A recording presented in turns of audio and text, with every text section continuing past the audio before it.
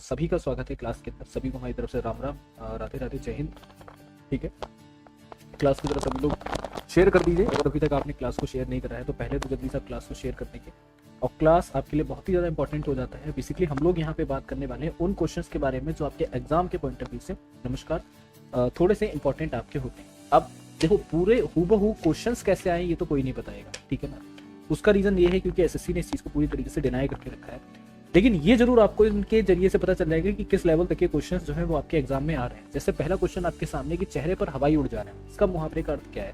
कि भाई एक ऐसा व्यक्ति हमारे सामने आएगा जिसको हमने देखा, मतलब जिसको हम देखना ही नहीं चाहते थे कि वो कभी हमारे सामने पड़े, और वो हमारे सामने आ जाता है। तो मतलब क्या हो जाता है? चेहरे की हवा उड़ जाती है। इसका मतलब है डर से घबरा जाते हैं कि अरे ये भी हो सकता है क्या। तो हम लोग यहाँ पर क्या हो जाएगा कि जो डर है ना, उससे हम लोग यहाँ पर क्या हो गए, घबरा गए कि ये भी हो सकता है। तू मैं होना लोकार्ती का अर्थ आपका क्या है? तू मैं होना मतलब बहस होना, है ना, मतलब विवाद होना, अर्थ विवाद होना। तो आप क्या बोलोगे? विवाद होना जो है वो यहाँ पर क्या हो जाएगा, डी वाला आपका सही उत्तर होगा। ठीक है, चलिए अगला देखेंगे। क्वेश्चन क्या है कि दिए गए 4 वाक्यों में से आपको एक शुद्ध वाक्य का यहाँ पे चयन करना है और 3 जो है वो आपके अशुद्ध हैं किसी तरीके से। जो शुद्ध वाक्य है वह आपको बताना है कि यहाँ पर क्या हो जाएगा। देखो, परिवर्तन का यह अर्थ नहीं है कि कदापि अतीत को सर्वथा उपेक्षा की जाए। परिवर्तन का अर्थ यह कदापि नहीं है कि सर्वथा अतीत की उपेक्षा की जाए। परिवर्तन का अर्थ यह कदापि नहीं है कि अतीत की सर्वक्षा अपेक्षा की जाए। परिवर्तन का अर्थ यह कदापि नहीं है कि अतीत की सर्वक्षा उपेक्षा की जाए। तो यहाँ पे कई ऐसे शब्द हैं, ठीक है ना, जो डिफरेंट आपको लग रहे होंगे। उपेक्षा, उपेक्षा, उपेक्षा, उपेक्षा, अपेक्षा। तो अगर हम लोग यहाँ पे बात करते हैं तो अतीत की सर्वथा उपेक्षा की जाए। परिवर्तन का अर्थ ये कदापि नहीं है कि अतीत की सर्वथा उपेक्षा की जाए। तो यहाँ पे जो डी वाला ऑप्शन है हमारा क्या हो जाएगा, करेक्ट आपका ऑप्शन आंसर हो जाएगा। ठीक है, अगला देखेंगे। जानते हैं किसी को कि इस बात को बताया ना जाए। जानते हैं इस बात को कि किसी को सताया ना जाए। इस बात को जानते हैं कि किसी को सताया नहीं जाए। इस बात को जानते हैं कि किसी को सताया ना जाए। तो यहाँ पे आपको बताना है कि जो हमारा सही उत्तर है वो आपको बताना है कि हमारा क्या बनेगा। ठीक है, चलिए देखिए, अगर हम लोग यहाँ पे बात करते हैं तो हमारा जो सही उत्तर है वो क्या हो जाएगा, इस बात को जानते हैं कि किसी को सताया ना जाए। ठीक है ना, इस बात को आप जानते हो कि किसी को भी ना सताया जाए। तो ये जो है वो हमारा यहाँ पर क्या बन जाएगा, इसका सही उत्तर बन जाएगा। अगला आपके सामने है कि एक शब्द की वर्तनी शुद्ध वर्तनी आपको चुनना है। कवियत्री या फिर आपका ये सभी के सभी जो है वो आपके अशुद्ध दे रखे हैं। तो कवियत्री जो है वो हमारा यहाँ पर क्या हो जाएगा, इसका सही आपका उत्तर हो जाएगा। ठीक है, चलिए अगला देखेंगे। हमारे सामने क्या है कि शुसुरा या फिर श्रुसा या फिर आपका श्रुसा। ठीक है ना, तो यहाँ पे आपको बताना है कि हमारा जो करेक्ट आपका ऑप्शन आंसर है वो क्या बनेगा। तो यहाँ पर समझते हुए चलेंगे। बिल्कुल सही। तो आपका पहला वाला जो है वो यहाँ पर क्या हो जाएगा, आपका सही उत्तर हो जाएगा। ठीक है, चलिए अगला देखिए। आपके सामने क्या है कि पृथ्वी के तीनों ओर पानी वाला स्थान जो है उसको क्या बोला जाता है। जिस पृथ्वी के जो तीनों ओर जो है, जिस स्थान पे आपका पानी होता है उसको आपका क्या बोलते हैं। तो आसान भाषा में आप ये बोलोगे कि जिसके तीनों ओर पानी होता है उसको हमारा प्रायद्वीप बोला जाता है। क्या बोला जाता है? तो बोलेंगे सर प्रायद्वीप जो है हमारा बोला जाता है। जिसके पास कुछ भी ना हो, कुछ भी नहीं है, क्या गरीब है, अकिंचन है, दरिद्र है या फिर विनीत है। तो आप यहाँ पर क्या कहोगे, जिसके पास कुछ भी नहीं है तो उसको हम लोग क्या बोलते हैं, तो उसको आसान भाषा में हम लोग अकिंचन बोलते हैं। गरीब उसको बोलते हैं जिसके पास पैसा नहीं होता है, उसको गरीब बोला जाता है। ठीक है, तो अकिंचन जो है वो हमारा यहाँ पे सही उत्तर हो जाएगा। लेकिन आजकल के हिसाब से जिसके पास कुछ नहीं है उसको गरीब ही बोला जाता है। ठीक है, गाड़ी नहीं है, घर नहीं है, मकान नहीं है, बाइक नहीं है, पैसा नहीं है, तो गरीब हो भैया, अकिंचन नहीं बोलेंगे। लेकिन अगर आप हिंदी के बहुत ही अच्छे और श्रेष्ठ छात्र हैं तो आप उसको क्या बोलेंगे, लोगों से हटके बोलेंगे कि अकिंचन है ना। चलो, निर्धनता की समस्या आर्थिक डैश का परिणाम है। निर्धनता की जो समस्या है आर्थिक डैश का परिणाम है किसका? पिछड़ेपन का, संघर्ष का, अभाव का या फिर आपका विषमता का। तो यहाँ पे अगर हम लोग बात करते हैं तो निर्धनता की समस्या जो है, ठीक है, वो हमारा क्या हो जाती है, विषमता का परिणाम हो जाती है। ठीक है ना, क्या हो जाएगा, विषमता जो है वो हमारा सही उत्तर होगा। अगला है कि कश्मीर की समस्या शीघ्र से योग्य हो गई है, विचारने, समाधान, हटाने, सुधारने। तो कश्मीर की समस्या शीघ्र सुधारने योग्य जो है वो यहाँ पर हो गई। ठीक है ना, क्या हो जाएगा, सुधारने योग्य हमारी हो चुकी है। अगला क्वेश्चन देखो कि आपको त्रुटि बताना है, उसे ठीक है, उसे वाद विवाद, एक मिनट कहीं पे, ठीक है, उसे वाद विवाद प्रतियोगिता में प्रथम स्थान मिला। अब यहाँ पे आपको बताना है किस वाले भाग में जो है वो आपकी त्रुटि दे रखी है। कोई त्रुटि नहीं है, सी वाला या फिर आपका डी का यहाँ पे चयन करेंगे। सॉरी, सी वाला आपका हो जाए, डी वाला जो है वो आपका यहाँ पर क्या हो जाएगा, कोई त्रुटि नहीं है। ठीक है, यहाँ पे समझना, सी वाला है प्रथम स्थान मिला, और ए वाला है आपका, बी वाला है आपका प्रतियोगिता में, और ए वाला है उसे वाद विवाद। ठीक है ना, थोड़ा सा यहाँ पे डी वाले को, इसको ऑप्शन को हटा दीजिएगा, ये थोड़ा मिस्टेक यहाँ पे हो गया है। ठीक है, इस ऑप्शन को हटा दीजिएगा। अब देखो, अगर हम लोग यहाँ पे बात करते हैं, क्या इसमें कहीं पर भी आपको त्रुटि लग रही है, तो बोलेंगे सर कोई भी त्रुटि हमारी नहीं है, उसे वाद विवाद में प्रतियोगिता में प्रथम स्थान मिला है, और ये वास्तव में बिल्कुल सही है, इसमें कोई भी त्रुटि यहाँ पे लग भी नहीं रही होगी। ठीक है ना, चलिए, संकट के समय धैर्य से काम लेना चाहिए। अब बताओ इसमें कोई त्रुटि है कि नहीं है? तो भाई सीधी सी बात है कि सर अगर इसमें भी हम लोग यहाँ पे बात करते हैं तो हमारी किसी भी प्रकार की त्रुटि जो है वो आपको यहाँ पे दिख रही है? जल्दी से बताओ, इसमें बताओ जरा कहां पे त्रुटि आपकी दिख रही है? बहुत आसान सा है ये, एक त्रुटि है। क्या धैर्य जो लिखा हुआ है वो आपका बिल्कुल सही लिखा है? ठीक है, जल्दी से बताइए, क्या धैर्य आपका सही लिखा है? सोचो और जरा बताओ, यह गलत लिखा हुआ है। ठीक है, बताओ भाई, यही तो दिक्कत है, ये थोड़ा सा शब्दों को यहाँ पे देखा करो। ठीक है, क्या सही लिखा हुआ है? कंफ्यूज मत होना, ये कैसे बेटा, इसमें त्रुटि बताना है। अरे बिल्कुल सब कुछ सही है, कंफ्यूज मत हो, कोई भी त्रुटि आपकी यहाँ पे नहीं है। संकट के समय में धैर्य से काम लेना चाहिए। ठीक है, कंफ्यूजन ज्यादा ना हुआ करे, समझा करो। अब यहाँ पे उचित विकल्प का आपको चयन करना है। आस्था का जो उचित विकल्प है वो आपको बताना है क्या है। ठीक है ना, आस्था का उचित विकल्प आपको बताना है यहाँ पे क्या हो जाएगा। ठीक है, देखो विलोम बताना है आपको, और 4 विकल्प आपके सामने है। ठीक है, अगर हम लोग यहाँ पे बात करते हैं तो आस्था का क्या होता है? आस्था है हमारी, और एक दूसरा व्यक्ति है वो यहाँ पर क्या होता है? ठीक है ना, दूसरा व्यक्ति जो है वो आपका यहाँ पे एक तरीके से आस्था ना रखते हुए अनास्था रखता है। ठीक है, तो यहाँ पर क्या हो जाएगा? आस्था का विलोम आपका अनास्था होगा।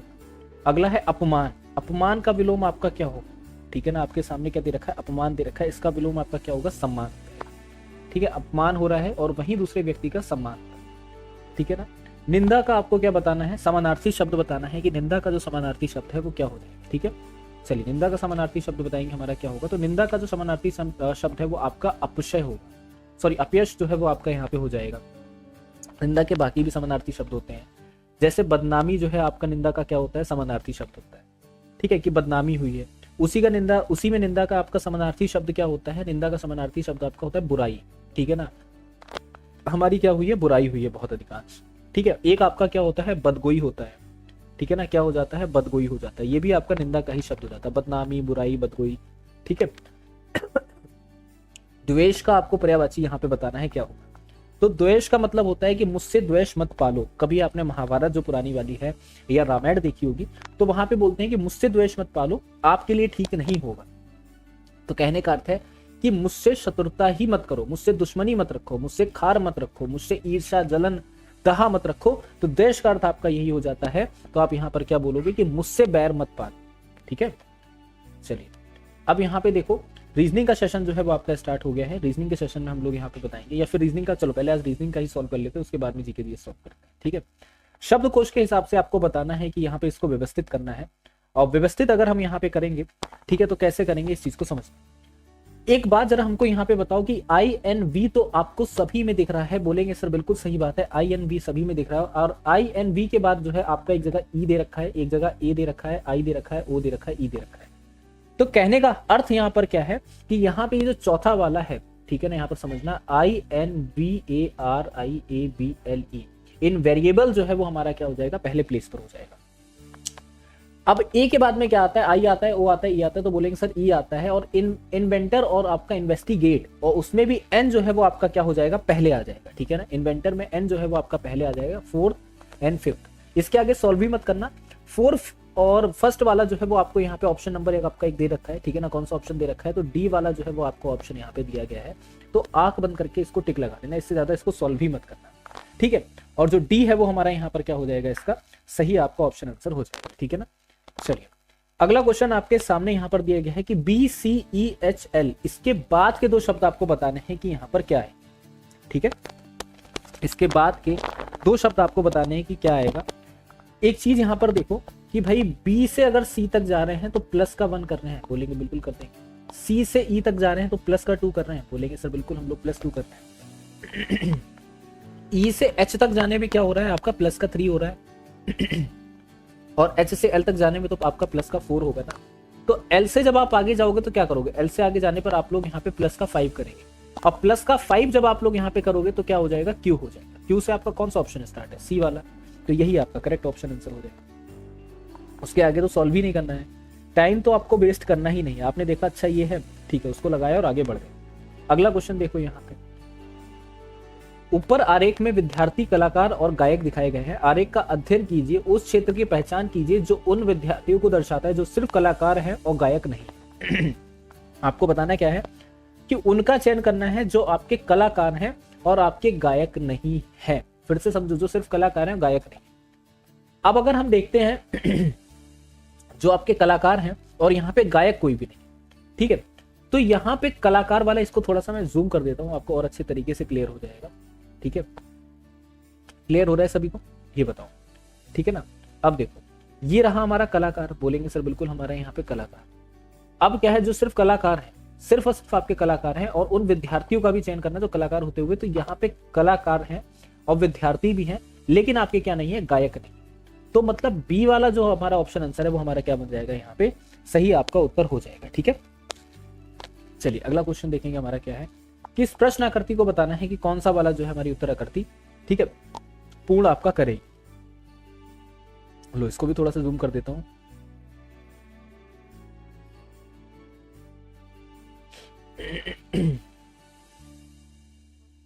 एफ होगा, एफ होगा, एफ होगा, क्यों एफ होगा ये बताओ। देखो एक बात को समझो, उस क्षेत्र की पहचान करो जो उन विद्यार्थियों को दर्शाता है जो सिर्फ कलाकार हैं और आपके गायक नहीं। तो यहाँ पे आपसे पहले ही बोल रखा है कि उन विद्यार्थियों को दर्शाता है, या यहाँ पर ये बोलता उन कलाकारों को दर्शाता है जो आपके गायक नहीं है, तब आपका ऑप्शन यहाँ पे एफ होता। लेकिन पहले ही उसने आपसे यहाँ पर बोल दिया है कि उन विद्यार्थियों को दर्शाता है जो सिर्फ कलाकार है। क्वेश्चन को समझो कि क्वेश्चन में राजा बेटा बोला क्या जा रहा है, मेरे राज दुलारो रसगुल्लो। क्वेश्चन को अगर यहां पर से देखोगे ना कि जो उन विद्यार्थियों को दर्शाता है जो कला, पहले ही उसने बोल दिया है कि वो विद्यार्थी तो हैं और वो कलाकार हैं लेकिन गायक नहीं है। अब विद्यार्थी तो यहाँ पे सी भी है, विद्यार्थी तो आपका डी भी है और विद्यार्थी यहाँ पर ए भी है। तो क्या ए कलाकार है, बोलेंगे सर ए कलाकार नहीं है। ठीक है, डी आपके यहाँ पर क्या कलाकार हैं, बोलेंगे सर डी कलाकार नहीं है, लेकिन डी विद्यार्थी होने के साथ साथ गायक है, तो ये भी नहीं हो सकता है। लेकिन सी में देखेंगे तो सी आपके क्या है, गायक भी है और कलाकार भी है। ठीक है, इसी वजह से आपका बी वाला जो ऑप्शन है वो आपका करेक्ट है। क्लियर हुआ कि नहीं क्लियर हुआ ये बताओ। ठीक है, मिस्टेक कोई बात नहीं। प्रश्न आकृति आपको दे रखी है, उत्तर आकृति आपको बतानी है कि यहाँ पे हमारी उत्तर आकृति आपकी जो है किसमें हमारी छिपी हुई। तो एक बहुत आसान सा क्वेश्चन और इसका जल्दी से जवाब दे दो। ठीक है, तो यहाँ पे क्या हो जाएगा कि जो पहला वाला जो हमारा है वो हमारा करेक्ट ऑप्शन आंसर होगा। कोई कंफ्यूजन हो तो यहाँ पर भी पूछ लो। ठीक है, ऐसा हालांकि होगा नहीं कि इसमें कोई भी कहीं पे भी कंफ्यूजन हो, लेकिन ए जो है वो हमारा यहाँ पे राइट आपका ऑप्शन आंसर हो जाएगा। ठीक है, चलिए अगले क्वेश्चन पे बढ़े।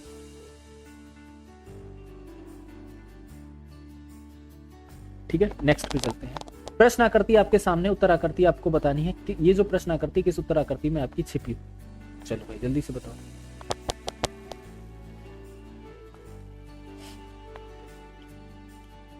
चलो ये जो प्रश्न आकृति आपकी कौन सी वाली उत्तर आकृति में छिपी हुई है ये आपको बताना है। तो उत्तर आकृति अगर आप यहाँ पे डी वाली देखो, ठीक है ना, ये देखो ऐसे करके गया, ठीक है, ऐसे करके गई, ये आई नीचे, फिर इसके बाद ये यहाँ पे आ गई और ये इस तरीके से, ठीक है ना। तो डी वाला जो है वो हमारा क्या हो जाएगा, यहाँ पे आपका सही उत्तर बनेगा। ठीक है,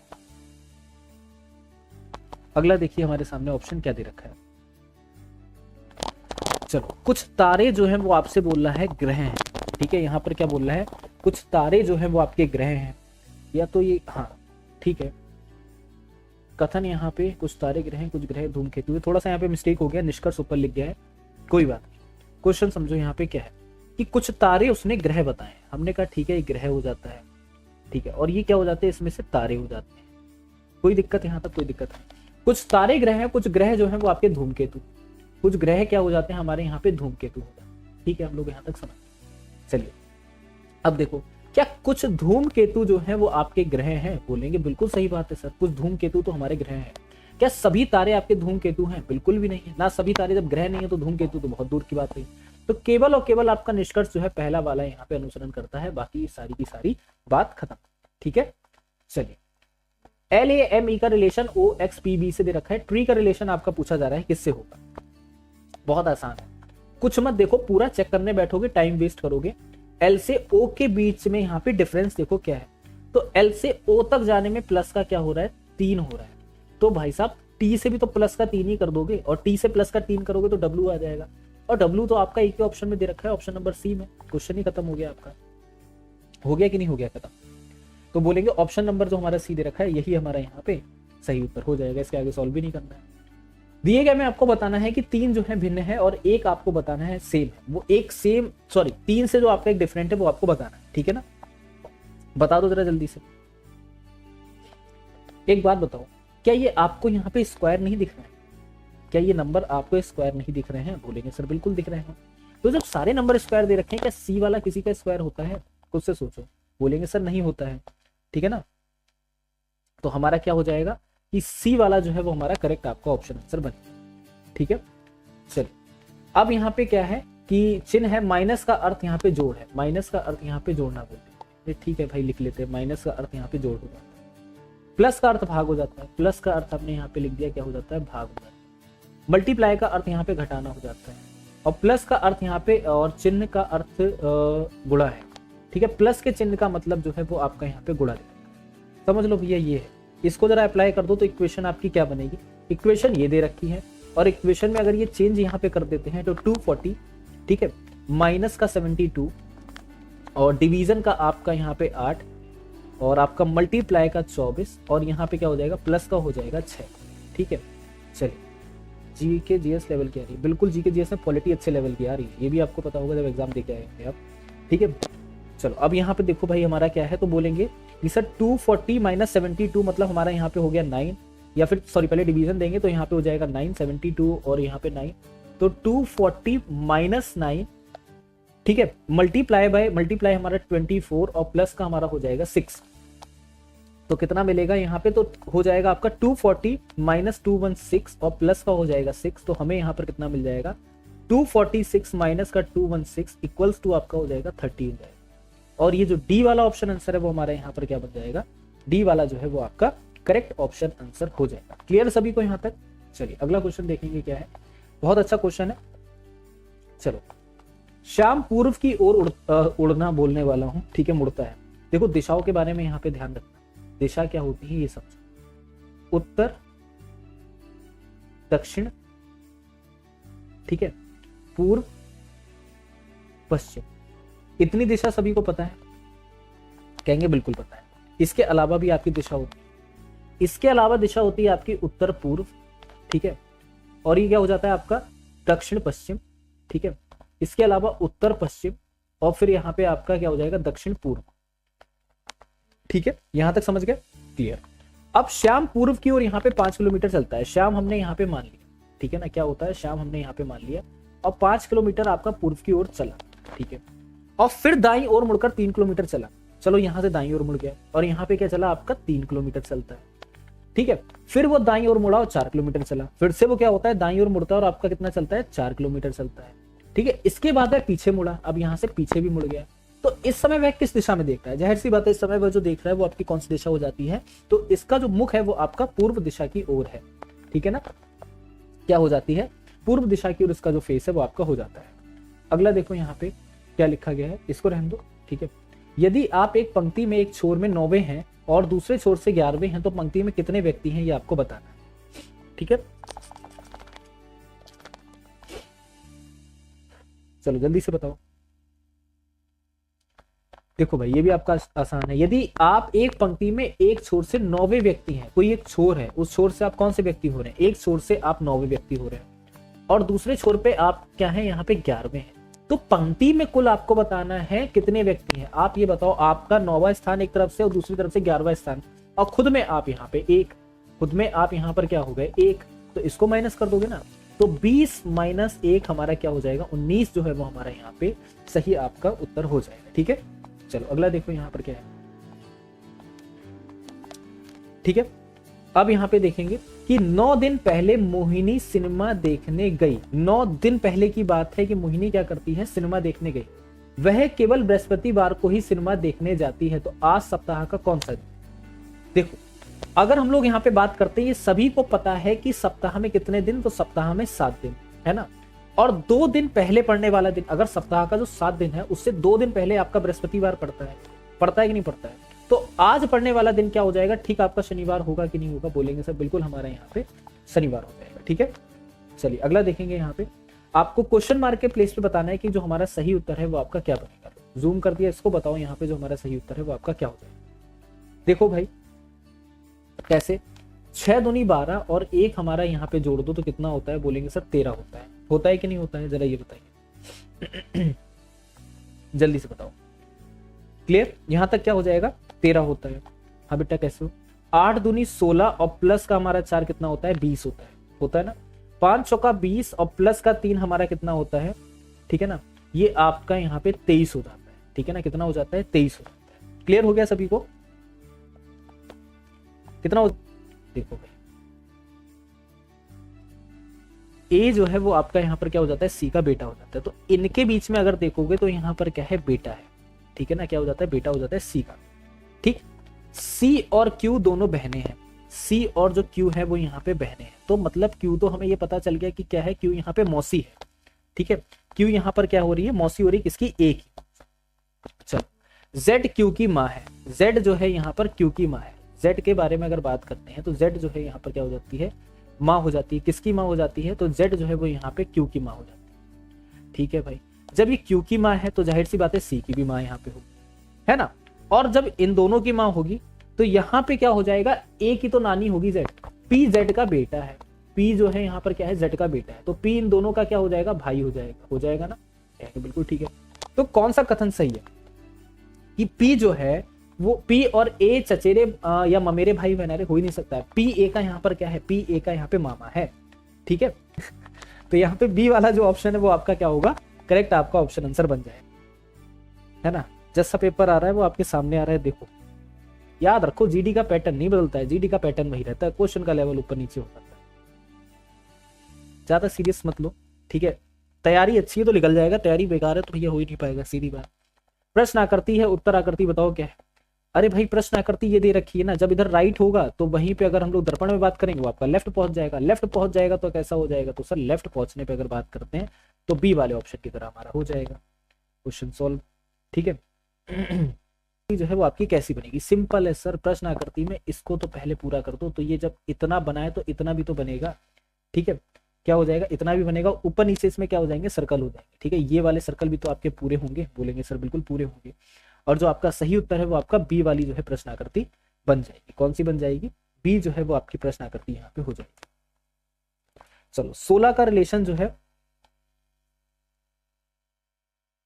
अच्छा 21 तारीख का, 16 का रिलेशन 256 से है। 16 का रिलेशन किससे है? 256 से है। 19 का रिलेशन 361 से है। ठीक है ना। अब यहाँ पे आपको बताना है आकृति थोड़ी, अच्छा चलो आकृति वाला बता दूं मैं दोबारा से।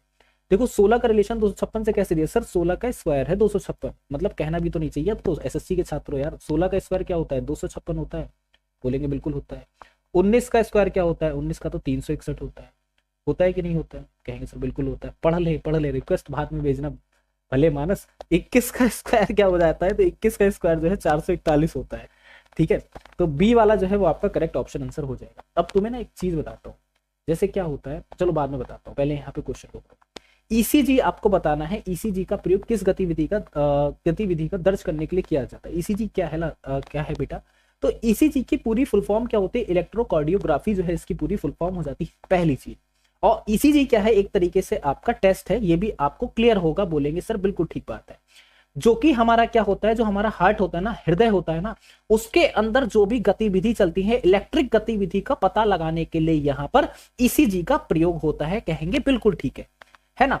इसके अलावा क्या होता है कि जो हमारे हृदय के अंदर मांसपेशियां होती हैं उसमें दबाव कैसा चल रहा है वो भी यहाँ पे हो जाता है। और बेसिकली क्या होता है कि जो रक्त का आपका प्रवाहन होता है वो किससे? आपका ईसीजी से पता लगाया जाता है।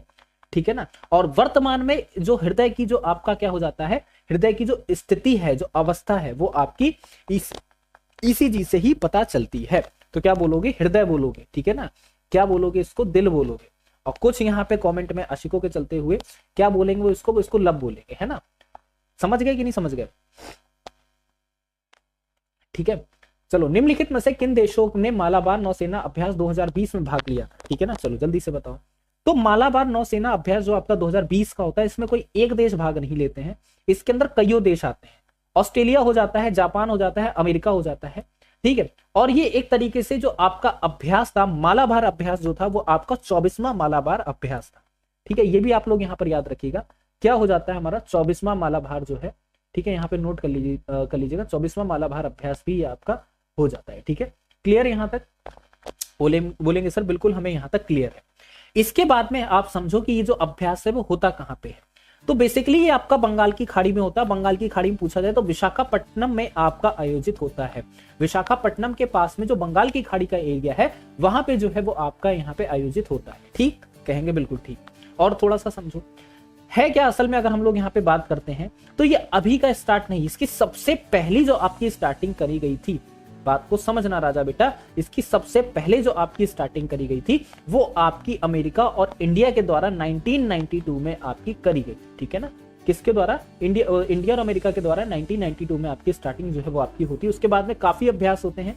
2015 में जापान आ जाता है, 2020 में जो है ऑस्ट्रेलिया आ जाता है। इस तरीके से जो है वो आपके होते रहते हैं, ठीक है। निम्नलिखित में से कौन सा आपका राजकोषीय नीति का साधक नहीं है? बैंक दर, सरकारी व्यय, कर या फिर आपका लाइसेंस फीस। तो आपको बताना है कि इसमें जो है राजकोष की नीति का साधक है ही नहीं। तो अगर हम लोग यहाँ पे बात करेंगे तो आप यहाँ पर याद रखिएगा कि राजकोष नीति क्या होती है, तो एक तरीके से उसको सरकारी नीति बोलते हैं, जो कि व्यय और कराधान की नीति होती है, ठीक है ना। क्या हो जाता है यहाँ पे, तो आप याद रखिएगा व्यय और कराधान की नीति को यहाँ पे राजकोष नीति बोलते हैं। और बैंक दर जो है वो इसका क्या है, राजकोषीय नीति का साधक यहाँ पे नहीं है, ठीक है। क्लियर यहाँ पे? चलो अगला देखो यहाँ पर क्या है। मूल लागत जो है वो आपकी किसके बराबर होती है, आपको बताना है। मूल लागत जो है वो आपको बतानी है किसके बराबर जो है वो आपकी होती है। तो यहाँ पर याद रखिएगा मूल लागत जो है वो आपकी मूल लागत के बारे में अगर बात करते हैं तो वो आपकी परिवर्ती लागत के प्रशासनिक लागत के योग के बराबर आपकी हो जाती है, ठीक है। चलो, संविधान की प्रस्तावना में इनमें से कौन सा शब्द भारत को पूर्ण राजनीतिक स्वतंत्रता और सर्वोच्च शक्ति वाले देश के रूप में वर्णित करता है? लोकतांत्रिक, ठीक है, या फिर आपका धर्मनिरपेक्ष, या फिर आपका संप्रभु, या फिर आपका समाजवादी। तो अगर हम लोग यहाँ पे बात करेंगे संविधान, भारत के संविधान की कभी भी बात हो और अगर उसको एक बार में डिस्क्राइब करना हो, एक शब्द में अगर आप उसको डिस्क्राइब करना चाहते हो, तो सीधा यहाँ पे क्या बोल दोगे कि सर भारत के संविधान की बात है और भारत के संविधान में संप्रभुता को सबसे ऊपर दर्जा दिया गया है। क्यों संप्रभुता को सबसे ऊपर दर्जा दिया गया है, इस चीज को भी समझो। संप्रभुता शब्द के बारे में अगर बात करते हैं तो आपको पूरी तरीके से आपकी राजनीतिक स्वतंत्रता है कि नहीं है, जरा ये बताओ। बोलेंगे बिल्कुल है। आपको पूरी तरीके से जब राजनीतिक स्वतंत्रता मिलती है तो आप यहां पर क्या हो जाते हो, आप एक तरीके से सर्वोच्च शक्ति खुद में भी हो जाते हो, ठीक है ना। क्या हो जाते हो, ठीक है ना, सर्वोच्च शक्ति आप खुद में भी हो जाते हो। तो जब भी आपको भारतीय संविधान की बात आए और आपको राजनीतिक स्वतंत्रता यहां पे मिलती है, इसीलिए इसको संप्रभुता भी बोला जाता है। तो ऑप्शन नंबर क्या हो जाएगा यहाँ पे, सी हो जाएगा, ठीक है। समझे कि नहीं समझे? कहेंगे सर बिल्कुल हम लोग यहां तक समझ गए। अब ये कोई भी आपकी आईडी नहीं मांगेंगे, 24 घंटे के लिए गए पता, ठीक है ना। हाँ बेटा, सुबह को क्लास अपलोड कर देते हैं। अब समझो यहाँ पे, इसके बाद अगर हम लोग यहाँ पे बात करते हैं तो संप्रभुता का मतलब क्या है असल में, तो संप्रभुता का मतलब यहाँ पर क्या हो जाता है कि कोई भी जो व्यक्ति है वो अपना बाहर और आंतरिक मामलों में पूर्ण रूप से स्वतंत्र है। अब है कि अगर तुम धोखे से किम जोंग के देश में पैदा हो जाते, वहां पे तो संप्रभुता है ही नहीं। क्यों नहीं है? कि तुम अपने आंतरिक मामलों में भी यहाँ पे नहीं ज्यादा बकबक कर सकते हो। बाहर के मामलों में तो छोड़ो, पासपोर्ट बनाते ही नहीं है वो कहते हैं हमें पासपोर्ट बनाना ही नहीं है तुम्हारा, तुम रहो यहीं रहो जीवन भर। अब बाहर के मामलों में तो छोड़ ही दो, तो तुम अपने अंदर ही मामलों में नहीं। एक बार क्या होता है, उसका एक बड़ा ही मतलब मिलिट्री कमांडर होता है, तो वो बैठक ले रहा होता है। उसकी बैठक भी देखो यार, पिछले 24 घंटे से बैठक चल रही, खुद सो रहा है, बाकी कोई नहीं सोता, वो सो जाता है। तो उसको पब्लिक में लाके वो गोली मार देता है। तो क्या है, संविधान की बात है, भारतीय संविधान की बात है, हम तो संप्रभुता, हम तो आजाद है। सबसे बड़ी बात हमको आजादी मिलती है। तो सी ऑप्शन जो है वो आपका करेक्ट हो जाएगा, ठीक है। राजनीति के निर्देशक सिद्धांत के साथ भारतीय संविधान का कौन सा भाग जो है संबंधित है? तो राजनीति के निर्देशक सिद्धांत का जो प्रावधान है उसमें भाग कहां से लिया गया है, कौन से भाग से? तो भाग नंबर 4 से जो है वो आपका लिया गया है। क्या करा गया है? भाग नंबर 4 से जो है वो आपका लिया गया है, ठीक है। और इसका वर्णन कहां पे देखने को मिलता है? भारत में भी तो नहीं चल रहा। अरे ये सब डिस्कस करने नहीं बैठे हैं, ठीक है, राजनीति नहीं डिस्कस करने बैठे हैं। तो यहाँ पे अनुच्छेद 36 से लेके आपके 51 के बीच में जो है आपका निर्देशक सिद्धांत जो है वो आपके बोले। निम्न में से कौन सा मिजो लोगों का यहाँ पे परंपरागत बास नृत्य है, आपको बताना है। मिजो लोगों का जो लोक नृत्य बास नृत्य हो जाता है, परंपरागत नृत्य जो है वो आपका क्या हो जाता है, तो यहाँ पे याद रखिएगा चेराब जो है मिजो लोगों का यहाँ पे नृत्य जो है वो आपका बोला जाता है। और क्या हो जाता है, इसको बास की मदद से करा जाता है। किसकी मदद से, बास की मदद से जो है वो आपका यहाँ पे करा जाता है, ठीक है। और अगर इसको हम लोग यहाँ पे बात करते हैं तो ये जो नृत्य है, ठीक है, तो ये आपका स्टार्टिंग डेज में सेलिब्रेट होता है, जनवरी और फरवरी के मंथ, ठीक है, स्टार्टिंग मंथ। बांस उत्पादों को प्रदर्शित करने के लिए राष्ट्रीय बांस मिशन और आपका गवर्नमेंट ई मार्केट पल्स की एक पहल है। क्या पहल है वो आपको बताना है, ठीक है। चलिए वो आपके कहां पे है। अमेजन वन के बारे में अगर हम लोग बात करते हैं तो भाई साहब एक दिन सरवाइव नहीं कर पाओगे हम तुम कोई भी अमेजन के अंदर है। उसका रीजन है, बताऊंगा क्या रीजन है दोनों। तो अमेजन नदी घाटी में क्या हो जाते हैं आपके अमेजन वन हो जाते हैं। तो ये आपके कहाँ पे हो जाते हैं, उष्णकटिबंधीय वर्षा वन, ठीक है ना, उष्णकटिबंधीय वर्षा वन जो है वो आपका यहाँ पे ए वाला जो है वो आपका करेक्ट आपका ऑप्शन आंसर हो जाएगा। भारतीय व्यापारी उद्योगपतियों के द्वारा अपने व्यापारिक हितों को एक साझा मंच पर लाने के लिए, ठीक है ना, भारतीय औद्योगिक और वाणिज्यिक कांग्रेस का गठन किस वर्ष में जो है वो आपका करा गया था, ठीक है। तो यहाँ पे आपको बताना है कि आपका जो सही उत्तर है वो क्या हो जाएगा, ठीक है। तो यहाँ पे समझते हुए चलिए कि अगर बेसिकली बात करते हैं तो वर्ष 1920 जो है वो हमारा करेक्ट ऑप्शन आंसर हो जाएगा, ठीक है ना। क्या हो जाएगा, वर्ष 1920 जो है वो आपका सही आंसर होगा। भारत में किसे स्थानीय स्वशासन का जनक कहा जाता है, तो लॉर्ड रिपन को, ठीक है ना। डरो नहीं बेटा, ठीक है, डरना बिल्कुल नहीं, एग्जाम ही तो है, लिखला नहीं लिखला बात खत्म। तो लॉर्ड रिपन को यहाँ पे क्या हो जाएगा, इनको यहाँ पे स्थानीय स्वशासन का जनक कहते हैं, ठीक है, क्लियर होगा। लॉर्ड रिपन जो है वो आपका करेक्ट ऑप्शन आंसर हो जाएगा। अगला देखेंगे क्या है, निम्नलिखित में से किस राज्य में आपका युमथांग घाटी जो है वो आपका स्थित है। तो युमथांग घाटी आपको बताना है यहाँ पे कहाँ स्थित हो जाती है, तो ये आपकी सिक्किम में स्थित हो जाती है। कहाँ पे, सिक्किम में, और वो भी कहाँ पे, तो ये आपका उत्तरी सिक्किम में स्थित हो जाती है, ठीक है। और इसी को आपका फूलों की घाटी भी कहते हैं, ठीक है ना। क्या कहा जाता है, इसी को आपका फूलों की जो है वो आपका घाटी भी बोला जाता है, क्लियर। उत्तराखंड में नहीं है, तो मतलब हर चीज उत्तराखंड लगती है, उत्तराखंड हिमाचल अरे भैया उसके आगे भी दुनिया है थोड़ी सी, देखो सिक्किम भी है, नागालैंड भी है। ऑस्कर अवार्ड जीतने वाले पहले भारतीय आपको बताना है कौन है। पहले भारतीय जिन्होंने ऑस्कर अवार्ड जीता था तो आपके कौन हो जाएंगे, भानु अथैया जी जो है वो हमारे पहले भारतीय हो जाते हैं। और ऑस्कर अवार्ड आपको पता होना चाहिए क्या हो जाता है, बहुत बड़ा अवार्ड होता है, फिल्म वगैरह में भी दिया जाता है। तो ऑस्कर इनको क्यों मिला था, असल में इन्होंने एक्चुअल में 1983 में आपको इनको ऑस्कर अवार्ड मिलता है। और इनके द्वारा एक ड्रेस जो है वो आपकी डिजाइन करी गई थी, क्या ड्रेस जो है वो आपको डिजाइन करी गई थी। भारत के अंदर भी इनको काफी मिलते हैं, राष्ट्रीय फिल्म अवार्ड 1991 मिलता है, आपका लाइफ टाइम अचीवमेंट अवार्ड जो है 2009 में भी इनको मिलता है। तो ये जो है वो यहाँ पे इसका करेक्ट ऑप्शन आंसर हो जाएगा, ठीक है। विजयनगर राजवंश की राजधानी हम्पी किस नदी के किनारे स्थित है, ठीक है ना। बेटा कोई बात नहीं, एग्जाम बहुत लो लेवल का आएगा, बिल्कुल टेंशन फ्री रहो। विजयनगर राजवंश की राजधानी हम्पी किस नदी के किनारे आपकी स्थित हो जाती है, तो हम्पी बताओ कहेंगे सर तुंगभद्रा नदी के हमारे किनारे पर स्थित हो जाता है, ठीक है। खैर, निम्नलिखित में से कौन सा विकल्प मौर्य साम्राज्य के शासकों का सही क्रम है। सबसे अच्छी बात है, मौर्य साम्राज्य के शासक सबसे पहले चंद्रगुप्त मौर्य, उनके लड़के बिंदुसार, उनके लड़के अशोक, ठीक है। चंद्रगुप्त मौर्य, बिंदुसार, अशोक, उसके बाद में यहाँ पे भद्रथ, ठीक है ना, भद्रथ यहाँ पर आ जाते हैं। तो सीधी सी बात है, बहुत इजी है ये तो बी वाला जो है वो हमारा करेक्ट आपका ऑप्शन आंसर हो जाएगा, ठीक है ना। अगला क्वेश्चन देखो, मानव शरीर में सबसे बड़ी ग्रंथि आपको बताना है कौन सी। तो मानव शरीर में सबसे बड़ी ग्रंथि अगर, अच्छा एक यहाँ से पता है क्वेश्चन और आता है, ठीक है। क्वेश्चन पता है क्या आता है बेटा, कि इन तीन राजाओं के समकालीन कौन थे, इन तीन राजाओं के समकालीन पंडित, समकालीन विद्वान कौन थे। तो याद रखिएगा चाणक्य जो है इनके समकालीन हो जाते हैं। समकालीन का मतलब वो इनके काल में भी रहे, इनके काल में भी रहे, इनके चंद्रगुप्त को गद्दी पर बिठाने वाले चाणक्य, बिंदुसार को भी और अशोक को भी, कहीं ना कहीं अशोक, ठीक है। क्लियर हो गया सभी को। अगला देखो, मानव शरीर की सबसे बड़ी ग्रंथि कौन सी है। तो मानव शरीर में सबसे बड़ी ग्रंथि आपको बतानी कौन सी, तो यकृत जो है मानव शरीर की सबसे बड़ी ग्रंथि हो जाती है। और अप्रोक्सीमेटली इसका जो वेट होता है 1.5 kg से लेके आपका 2 kg तक इसका वेट भी होता है। और 2 पित्त वाली इसी को ही आपका बोला जाता है, ठीक है। चलो निम्नलिखित में से कौन सा राष्ट्रीय आय की मापन की विधि जो है वो आपकी नहीं है, ठीक है ना।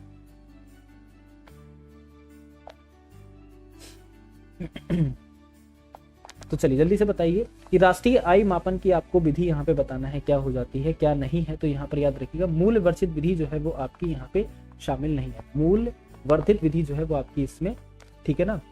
करेक्ट आपका ऑप्शन आंसर हो जाएगा। किस भारतीय राज्य ने 1 जून 2024 को अपनी कक्षा 7 की आईसीटी पाठ्य पुस्तक में आपका आर्टिफिशियल इंटेलिजेंस एआई जो है, ठीक है ना, सीखने की शुरुआत की। तो यहाँ पर याद रखिएगा ये जो आपकी स्टार्टिंग हुई है केरल में। कहाँ पर स्टार्टिंग होती है? केरल। केरल कहाँ में स्थित है? तो ये आपका साउथ में हो जाता है, ठीक है। चलो निम्नलिखित में से आपको बताना है कौन सा व्यवसाय जो है जुलाहा था, ठीक है। निम्नलिखित में से व्यवसाय के आधार पर जुलाहा थे कबीरदास, रामदास, रविदास, तुकाराम। सभी को पता होगा जुलाहा कौन थे। तो हमारे कबीरदास जी जो है वो हमारे क्या हो जाते हैं? जुलाहा, ठीक है। क्लियर हो गया यहाँ तक सभी को? जल्दी से बताइए। अगला देखते हैं मैथ का क्वेश्चन, बड़ा भारी भड़कम सब्जेक्ट है।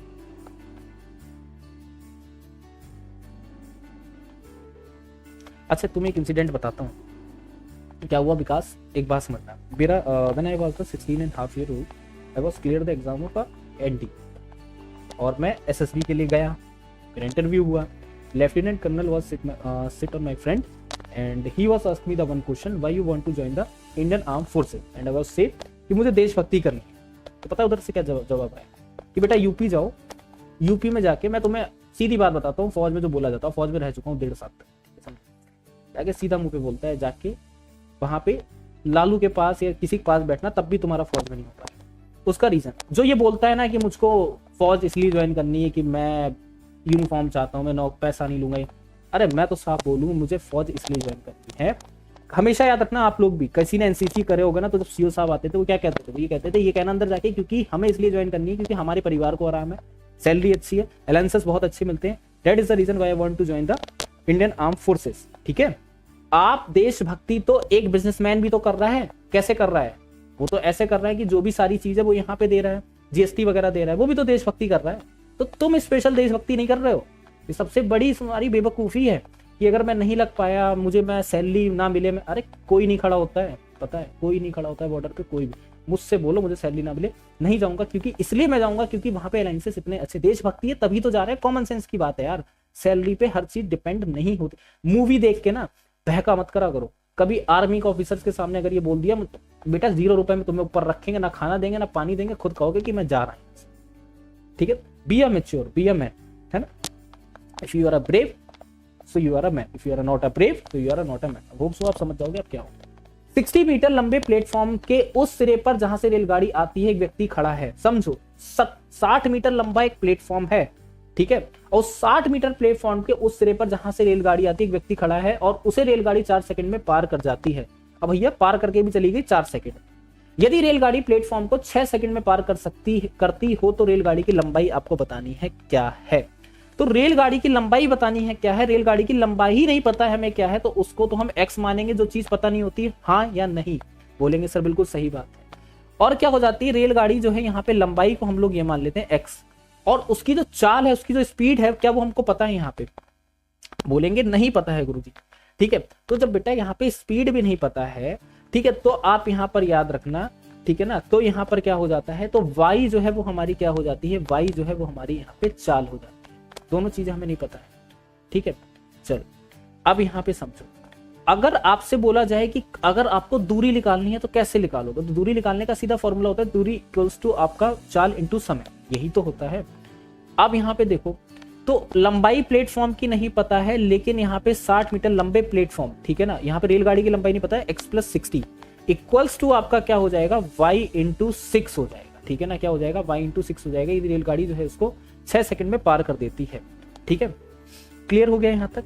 चल, तो अगर हम यहाँ पे इसको सॉल्व करते हैं तो हमारे पास क्या निकल के आ जाएगा, तो x हमारी लंबाई है, x + हमारी 60 यहाँ पर हो जाएगी, और इक्वल्स टू में 4 बटा आपका 6 हो जाएगा, और यहाँ पे 6x बराबर कितना हो जाएगा, 4x, प्लस हमारा हो जाएगा 240, और x बराबर जो है वो हमारा 120। तो जो प्लेटफॉर्म की यहाँ पे रेलगाड़ी की जो लंबाई है वो कितनी निकल आएगी, 120 मीटर जो है वो आपकी रेलगाड़ी की लंबाई जो है यहाँ पे निकल आएगी, ठीक है ना। कितनी हो जाएगी, 120 मीटर जो है वो हमारी रेलगाड़ी की लंबाई।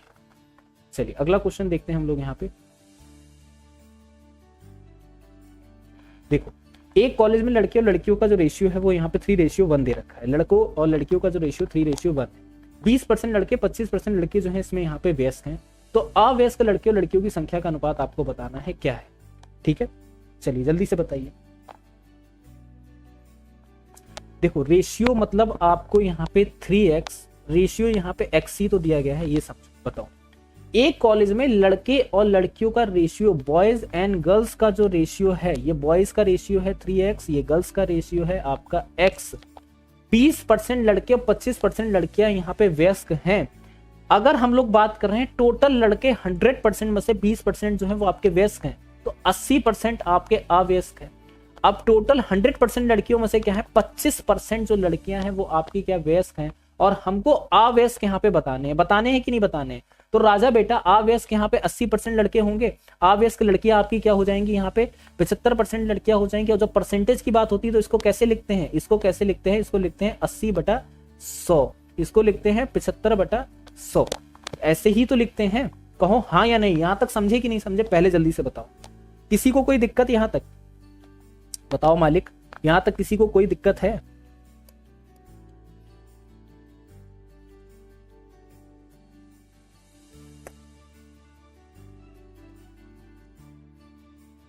चलो जल्दी से बताओ।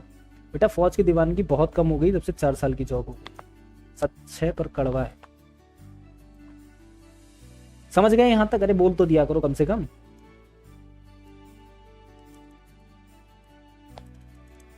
ठीक है, अब यहाँ पे बताओ कि जो रेशियो है वो कितना हो जाएगा 3x, मतलब हमारा 3 इंटू कितना हो जाएगा यहाँ पे 80/100 होगा। और रेशियो में हमारा यहाँ पर क्या है, तो रेशियो में हमारे पास क्या दे रखा है, अनुपात हमको क्या दिया गया है,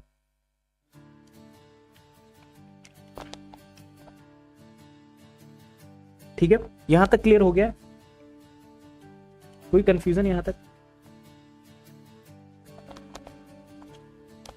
चलो तो मतलब 1 इंटू हमारा कितना हो जाएगा 75 बाई आपका यहाँ पे 100 हो जाएगा। तो रेशियो आपका कितना निकल आएगा जल्दी से बताओ।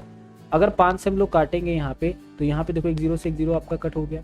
ठीक है, तो यहाँ पे जो आपका रेशियो है वो कितना निकल आएगा, तो रेशियो जो है वो आपका 8:5 है, काट पीट के निकल आएगा कि नहीं निकल आएगा ये बताइए। ठीक है,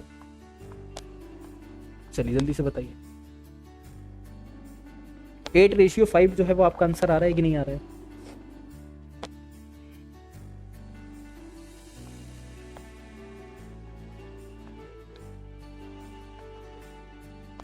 चलो जल्दी से बताओ।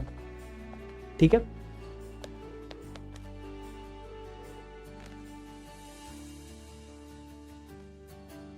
कोई बात नहीं। ठीक है, अगला क्वेश्चन देखो यहाँ पे क्या है कि ए और बी किसी काम को मिलकर 12 दिन में, ए और बी मिलकर एक गड्ढे को 12 दिन में भर सकते हैं। ए अकेला 20 दिन में भर सकता है, बी उसे प्रतिदिन केवल आधा दिन में काम करे, ए और बी मिलकर उस गड्ढे को कितने दिन में भरेंगे ये बताओ। ठीक है, चलिए बताइए क्या है यहाँ पे सही आंसर। देखो ए और बी मिलकर किसी काम को 12 दिन में करते हैं। हमने कहा ए और बी मिलकर किसी काम को 12 दिन में कर रहे हैं, मतलब ए और बी के द्वारा करा गया जो काम है वो कितना है यहाँ पे, तो आप ये बोलोगे 1/12 है ना। ए अकेला उस काम को 20 दिन में करता है, तो ए के द्वारा जो अकेला काम करा जा रहा है वो आपका 1/20 है। तो बी के द्वारा कितना काम करा जाएगा, तो बी के द्वारा काम निकालने के लिए 1/12 माइनस आपका 1/20, तो ए के, तो यहाँ पे कितना हो जाएगा 2/60, और यहाँ पे 1 आपका 30 हो जाएगा। तो बी के द्वारा करा गया काम कितना होता है 1/30 होता है। ठीक है, अब देखो यहाँ पे क्या हो जाएगा, यदि बी प्रतिदिन केवल आधा दिन काम करे तो ए और बी मिलकर उस गड्ढे को कितने दिन में भर सकते हैं। एक दिन में ए और बी के द्वारा किया गया कार्य पता है कितना हो जाएगा, तो बोलेंगे सर एक दिन में ए और बी के द्वारा किया गया जो कार्य है वो यहाँ पर कितना हो जाएगा 1/20 प्लस हमारा हो जाएगा 1/30, और इंटू यहाँ पे क्या रहेगा 2, क्योंकि हमारा क्या हो रहा है आधे दिन का कर रहा है, बी क्या कर रहा है आधे दिन का कर रहा है। तो कितना हो जाएगा 4/60, और यहाँ पे 1/15 है वो मतलब 15 डेज जो है वो हमारा यहाँ पे करेक्ट आपका ऑप्शन आंसर हो जाएगा। ठीक है ना, क्या हो जाएगा 15 डेज जो है वो हमारा यहाँ पे सही आपका ऑप्शन आंसर बनेगा। ठीक है, क्लियर यहां तक सभी को? जल्दी से बताओ।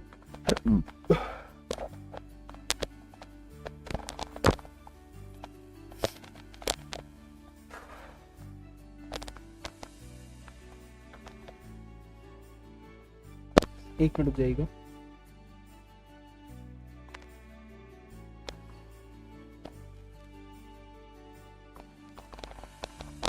एक मकान मालिक ने अपने 2 मकानों में से प्रत्येक में 467 और 958 में बेचा, ठीक है ना। एक को 467 में, एक को आपका क्या हो जाता है 958 में बेचा, ठीक है। 958 में बेचा, एक पर उसे 12% लाभ, दूसरे पर उसे 12% की हानि, पूरे लेन देन में उसे कुल कितने प्रतिशत का लाभ और हानि हुई। सिंपल सी बात है, जब लाभ और हानि दोनों साथ में हो, कुछ मत करो। अगर यहाँ पे 12 लिखा है, यहाँ पे 8-8 होता है, यहाँ पे 9-9 होता है, 10-10 होता है, 11-11 होता है, 12-12 होता है, 13-13, 14-14, 50-50, 100-100 कुछ भी होता, तो सिंपल क्या कर देते, यहाँ पे उसका स्क्वायर करके अपॉन क्या कर देंगे 100 कर देंगे, ठीक है। क्या कर देंगे अपॉन करके 100 कर देंगे। और जब लाभ और हानि साथ में हो, सेम इक्वल हो, ठीक है, चलो छोड़ो यहाँ पे समझो, तो इसका स्क्वायर करके अगर हम लोग यहाँ पे कर देंगे तो कितना निकल आएगा, तो 144/100, तो मतलब हमारे पास क्या हो जाएगा 1.44% जो है वो आपका करेक्ट ऑप्शन आंसर निकल आएगा, ठीक है। तो आप यहाँ पर से इतिहास रचिए, ठीक है, क्लियर। अगला क्वेश्चन देखते हैं। अगला क्वेश्चन देखो आपको क्या दिया गया। रवि और सुमित के वेतन का अनुपात 4:5 है। यदि उनमें से प्रत्येक के वेतन में 6000 की वृद्धि होती है तो उनके वेतन का नया अनुपात 35:40 हो जाता है। तो सुमित का बढ़ा हुआ वेतन ज्ञात करो कि कितना है। पहली बात तो किसी का वेतन ज्ञात नहीं करना चाहिए, लेकिन इन्होंने बोला है, ठीक है। तो यहाँ पे बताओ कि करेक्ट जो है वो हमारा ऑप्शन आंसर क्या हो जाएगा।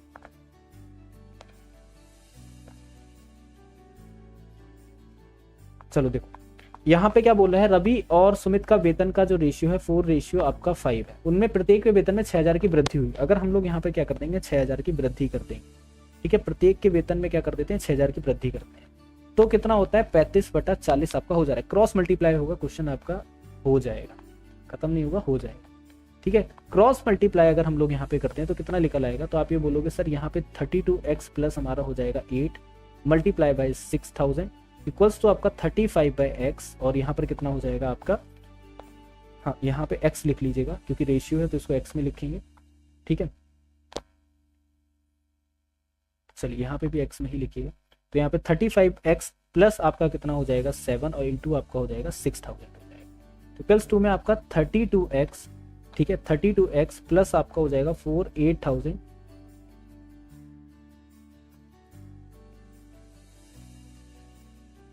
समझ रहा हूं मैं, ठीक है।